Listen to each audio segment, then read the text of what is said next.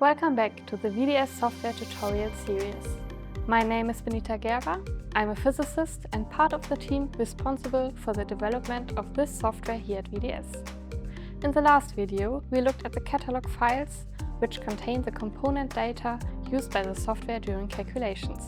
In this video, we will create a project step by step and enter the relevant system data.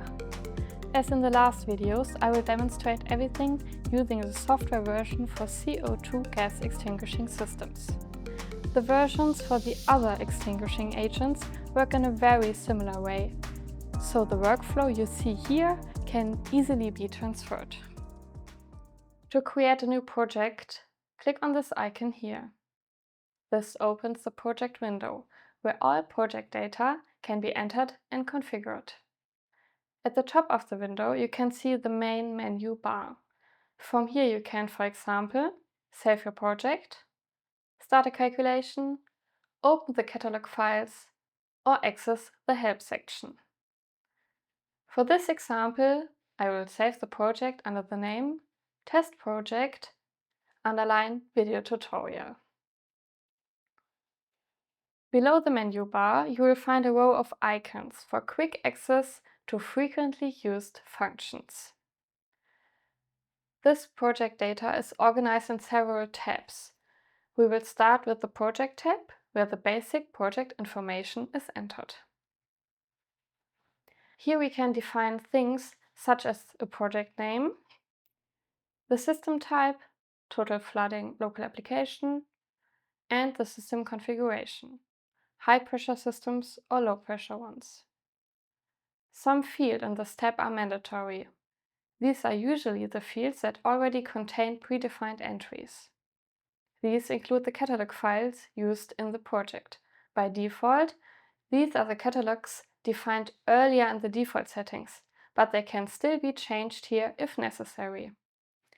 One important selection is the calculation regulation. The selected regulation determines which input parameters are required later in the project, and the program will display warnings or error messages if the inputs violate the requirements of that regulation. In this example, we will use the VdS regulation for CO2 systems, but the software also allows you to choose from several other standards. Next, we move to the Isometry tab, where the pipe system is created. Here, the pipe network is displayed in an isometric view. To add new sections, click the Add Section button. This activates the Add Section mode, which allows us to quickly build the pipe system by defining pipe sections, length, and adding nozzles. Let's create a simple pipe network for this example.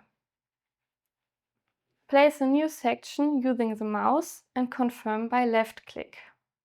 You can define the length of the section by pressing the key. In my case, I want the section to be 2 meters long.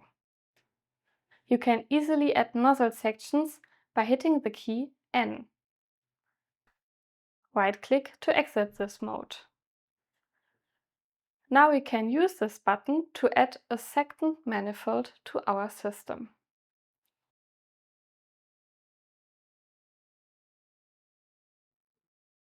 The buttons here help you with navigation and editing. You can center the system, adjust the scale, or rotate the view. Many of these actions can also be performed with the mouse and keyboard shortcuts. For example, you can rotate the view by holding the left mouse button and moving the mouse. You can also show or hide information related to pipes or nozzles, like the pipe diameter, pipe length, nozzle diameter, nozzle type, or the calculation zone to which the nozzle is assigned to. If we select a section, the property panels on the left side show the parameters of that section.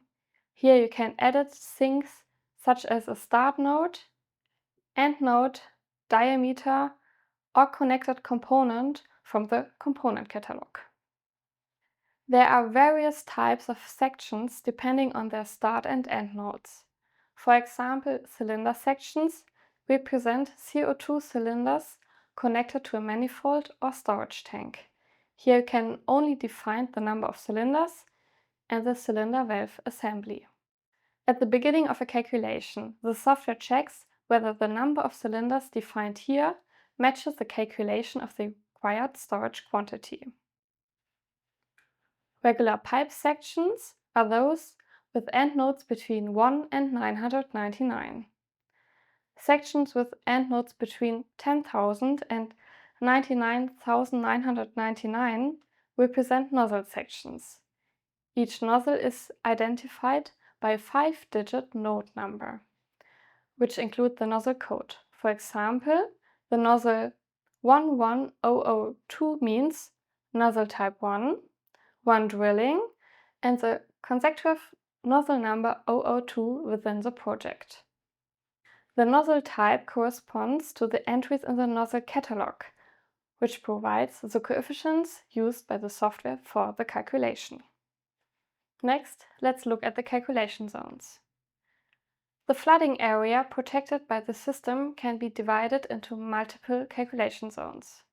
This is useful if a protected space consists of several volumes that are not sufficiently connected, for example a room with a false ceiling and a cable floor. In such a case, the protected area could consist of 3 zones: the room itself, the ceiling space, and the cable floor. The program allows up to 21 calculation zones, and the parameters for each zone can be defined individually. In our example, we will assume the flooding area consists of a room measuring 8 meter by 8 meter and 2 meter in height.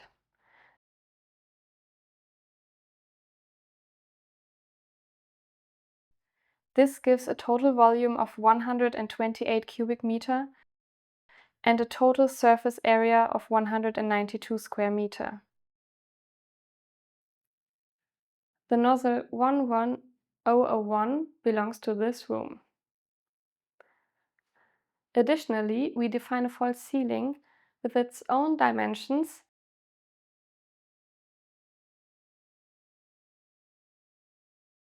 and the nozzle 11002. Depending on the selected regulation and system type, different input parameters are required. Below this section, we can define the design quantity and supply quantity.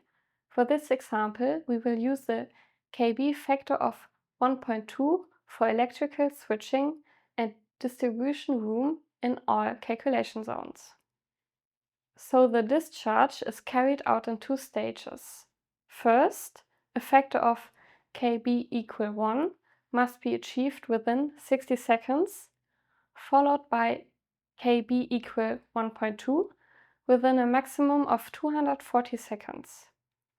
In the case of a 2-step requirement, all calculation zones have to be dimensioned for this requirement. You can do this easily by pressing this button. For calculating the required pressure relief opening, the necessary parameters are entered in the pressure release section. Here you can select which value the program should calculate, resulting in the other two having to be entered below. Select resistance coefficient and the program will calculate the maximum resistance coefficient, which will still allow to have the specified cross-section area while remaining below the maximum overpressure. Select net cross-sectional area and the result will be the minimum required opening area for the maximum overpressure and the resistance coefficient you have specified. Select overpressure and the program will calculate the expected overpressure for the vent with a specified open area and flow resistance coefficient. Next, we enter the storage parameters for CO2 systems. Here you can enter the cylinder volume, the filling ratio, and the storage temperature. Here the program calculates the required storage quantity and will later compare it with the actual storage based on the selected parameters for additional quantities and the system type you entered in the project tab, meaning it is a high pressure or low pressure system, a local application, or total flooding. If the numbers do not match, the program will display a message and ask how the calculation should proceed before starting the calculation. You can also let the program calculate the reserve quantity.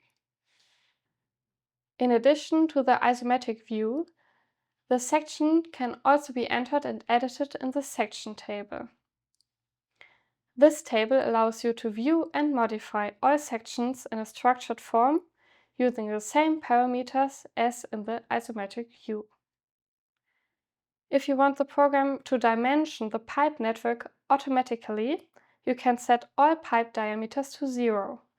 This can be done quickly for all sections using this button. In the Nozzle tab, all nozzles in the project are listed in one place. This makes it easier to review properties such as their nozzle type, the number of drillings, the drilling diameters, and the assigned calculation zones.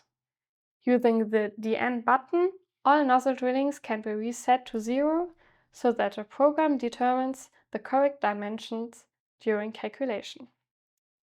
You should now have a basic understanding of how a project is created and how the required system parameters are entered in the software. In the next video of this tutorial series, we will take a closer look at the calculation results. If you would like to learn more about the software or our services, please visit our website. And if you are interested in the software, feel free to contact us at software@vds.de to request a non-binding quotation.